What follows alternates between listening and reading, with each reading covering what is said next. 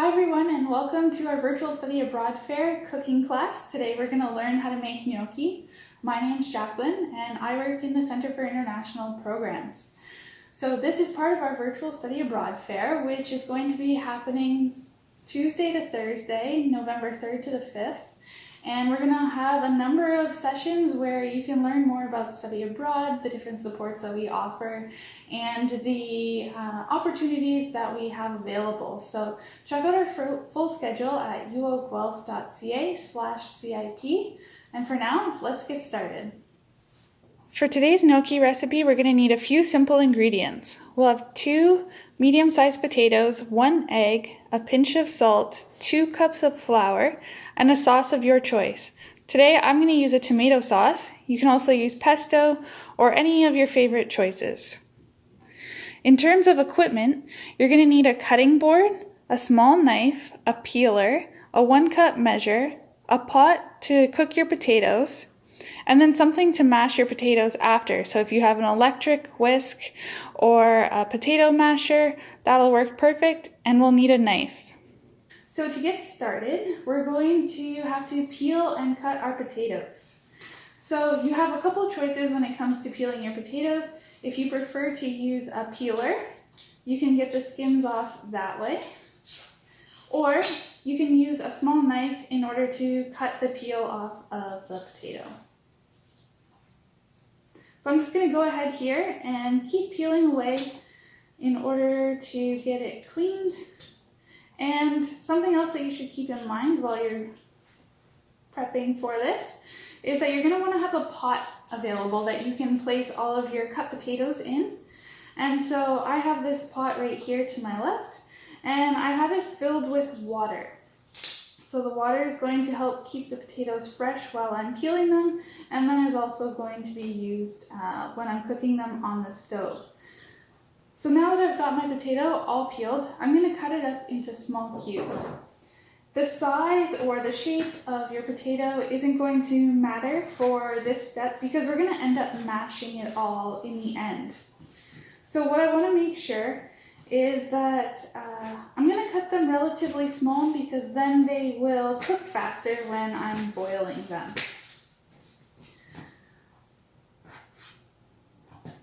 So once I'm done chopping them up, you want them to be relatively the same size so that they'll cook at the same pace as the other pieces. So I'm going to add it to my water. Before you put it on the stove, you're going to want to make sure that the water is covering roughly just above the potatoes that you have in the pot. And I'm going to cook it on medium-high. So for my stove, that means I'm going to cook it at a level 7. And I'm just going to leave it, there's nothing in the water, it's just the water and the potatoes. I'm going to bring it up to a boil, and then these potatoes are going to boil away, and I want to cook them until they are tender but firm. So I'm going to let these potatoes boil off a bit, and then I'll come back and give some more directions.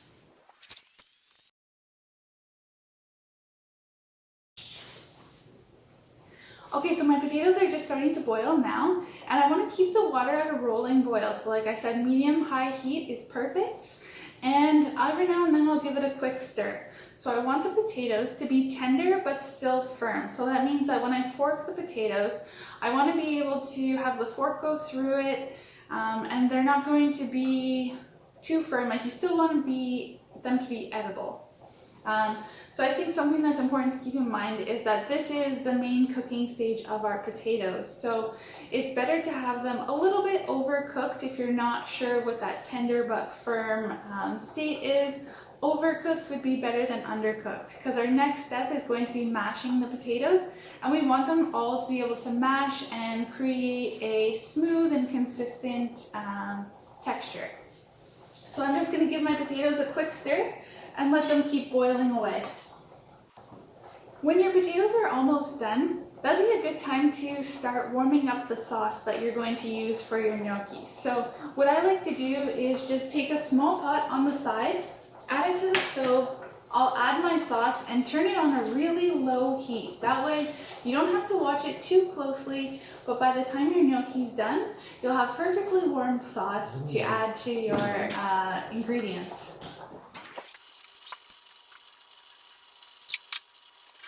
So I'm just going to turn my sauce on low, give it a quick stir, and every now and then I'll come back, stir it, and make sure that it's cooking really nicely.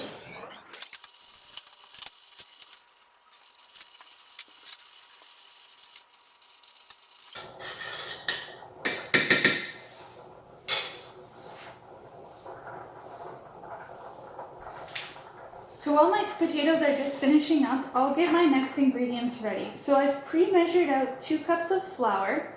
I have my salt ready. I just need a pinch, so in this case, I'm just going to use a couple shakes of my salt shaker. And for the egg, you want to just whisk the egg up before you add it to your ingredients. So I'm going to go ahead, crack it into this bowl. And then with my fork, I'm gonna just whisk it up quickly to combine the yolk and the white. That way, when I add it to the ingredients after, I'll know that it's all mixing together nicely, and I'm not gonna have pockets of white or pockets of egg yolks. So I'd say that's all ready to go.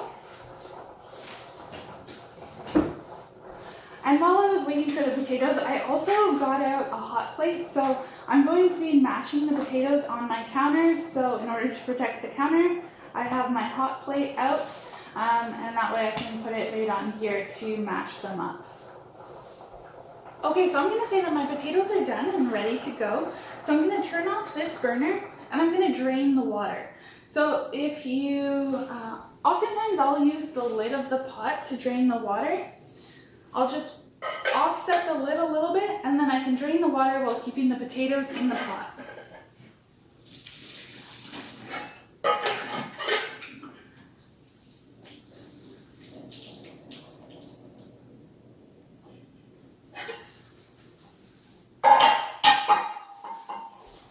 Okay, so I've got my potatoes all drained. Now I'm ready to mash them up. So you have a couple options here. This is like a handheld potato masher, so you can go ahead and mash away. If you're gonna do it by hand, it might take a little bit longer because you wanna make sure that you get rid of all of the lumps in the potatoes. That'll give you a smoother gnocchi finished product. I'm gonna go ahead and use an electric mixer just to make it go a little faster.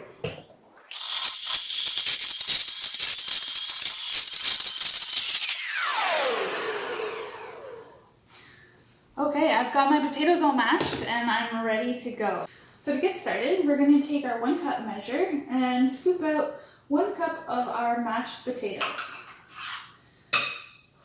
So you might find that you'll have a little bit extra of your mashed potatoes, and in that case you can just save it, use it as a side or something for a meal tomorrow if you want. So I'm going to take my 1 cup of mashed potatoes, add it into my mixing bowl.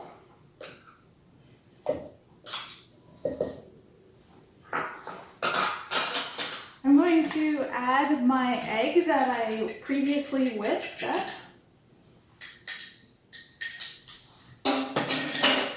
I'm going to add a pinch of salt and my 2 cups of flour that I previously measured. Okay, now I usually like to start by mixing it in the bowl with just a spoon or a fork, whatever you have on hand, just to get all the ingredients together a little bit. And then I'm going to turn the dough out and finish mixing it on the countertop. So make sure that your countertop is clean before you get into this next step. So now that it's all come together a bit, I'm going to dump it out onto my counter, and you'll see that it looks really floury and crumbly. So now what I'm going to do is I'm going to work to bring this all together into one dough. And how I'm going to do that is I'm going to squeeze it together as I use the palms of my hand to kind of push it and knead the dough. So I'm just going to keep going with this. And you might find that as your dough is coming together, maybe all of the flour on your counter isn't used. That's okay. You can just push that off to the side. So you can see my dough is starting to come together. I'm just gonna push this off to the side, and I'll try and incorporate the rest of it. So as you keep working it, keep squeezing it together and kneading it, you're going to find your dough is going to come together, and it's going to start to look very consistent and smooth on all fronts. So I'm just going to knead it a bit more.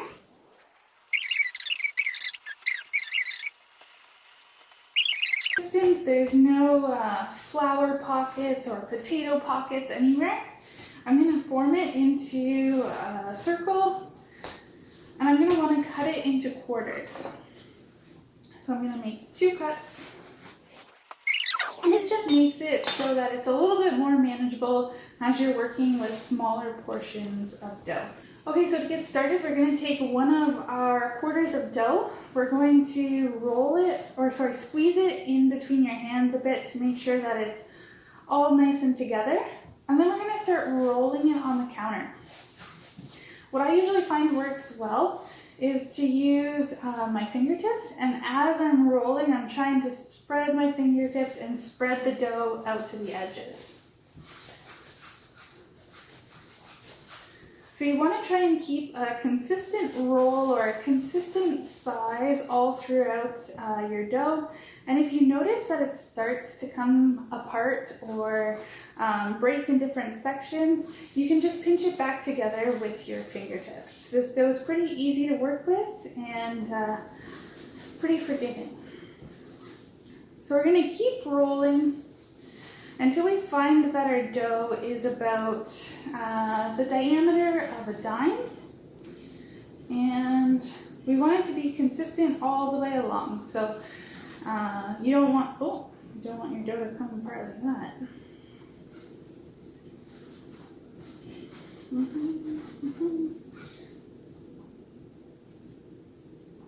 So my dough is coming apart a little bit more than it should. But that's okay, I can just pinch it back together and keep rolling. So once I feel that my dough is consistent all the way across and is about the diameter of a dime, I'm going to go ahead and cut it into individual pieces. So I want each piece to maybe be about 1 centimeter wide. Just going to go ahead and cut this all the way across. And whether you have your pieces be a little bit bigger than 1 centimeter, a little bit less, that's okay. Just again, make sure that it's consistent. That way all of your gnocchi is going to cook at the same rate. So now that I've got it cut up, I'm going to add the ridges to the gnocchi, which is its traditional feature. And the ridges are going to help the gnocchi soak up the sauce and really hold on to the sauce after it's been cooked. So what we're going to do is we're going to take a fork, and you're going to use the back side of the fork to roll your dough. So you're going to take one piece of gnocchi between your thumb and your index finger, place it on the back of the fork, and then with your thumb, you're going to push it along the back of the fork. So what you're going to find is that you're going to get these ridges along half of your dough. The other side is going to stay plain, and that's fine. So then we're just going to add this, and we'll put a pile off to the side of our finished gnocchi. So again, it's between your thumb and your index finger, and you're going to roll it along the back of the fork. There's no exact science to this or specific way your gnocchi should end up looking. Each one is going to be unique and a little bit different. So you can just keep going, pushing it along the back of the fork with your thumb. And so a lot of times it'll get this kind of U-shaped to it because the back side that's not, doesn't have ridges on it will turn in. So that's what you're looking for. And you can just make a pile of them over here. So I'm just going to keep going, keep adding the ridges to our gnocchi pieces. And I'm going to roll out to the other 3/4 of our dough. And I'll keep going with this, and then we'll come back and figure out how to cook the gnocchi.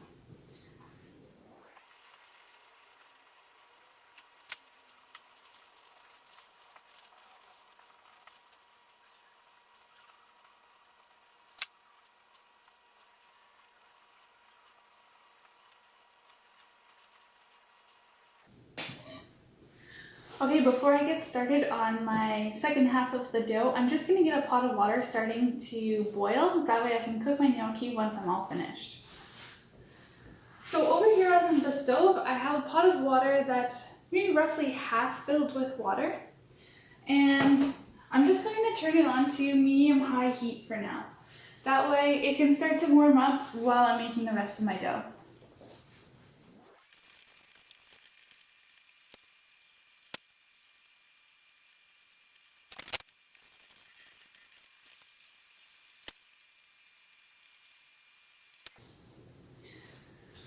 Okay, so now I've got my gnocchi all made and ready to go. So now that I'm ready to watch the stove and watch the pot that is on the burner, I'm going to go ahead and turn it up to high heat just to get that water boiling a little quicker.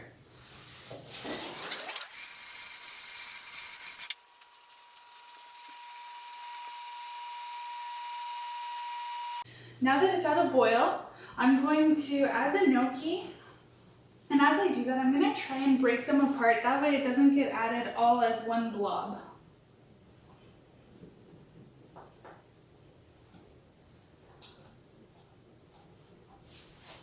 Also, be careful that you don't splash hot water everywhere as you're dropping the gnocchi in.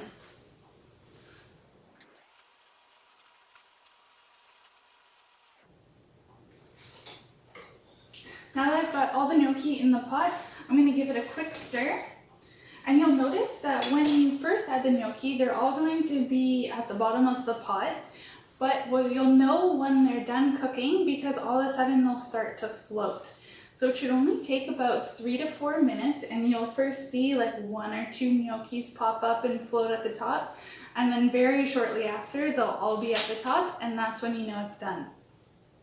So I find that this recipe of gnocchi serves 2 people. So I think tonight I'm planning to put some vegetables on the side to serve up for dinner. So it's up to you what you want to serve this with. So I'm just going to go ahead, let this finish cooking. I've got my sauce here on the side. I've turned it up a little bit just so that it'll be nice and hot by the time I add the gnocchi to it.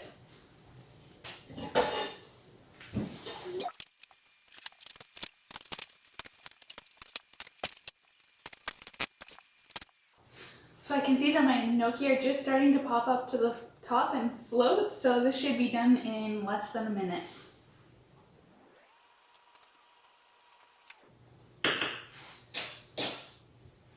Okay, so just in a second, I'm going to take this over to the sink. I have my strainer set up. That way I can pour the gnocchi in, drain out all of the water, and mix my gnocchi, my finished gnocchi, in with the tomato sauce that I've been heating up on the other burner.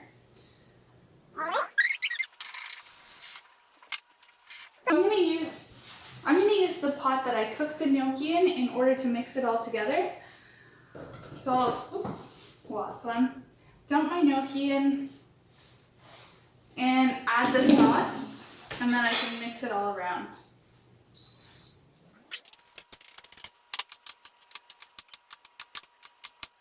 That's looking really good. Now all you have to do is serve it up.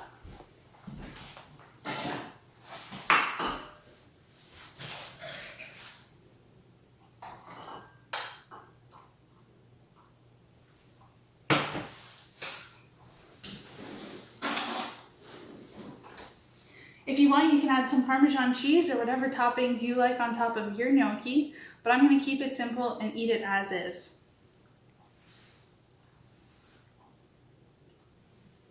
That's delicious. I hope you enjoyed it. I hope the recipe turns out for you. You can find the full recipe on our Virtual Study Abroad Fair website. And you can come back and view this recording later so that you can walk yourself through all of the steps as you're making it.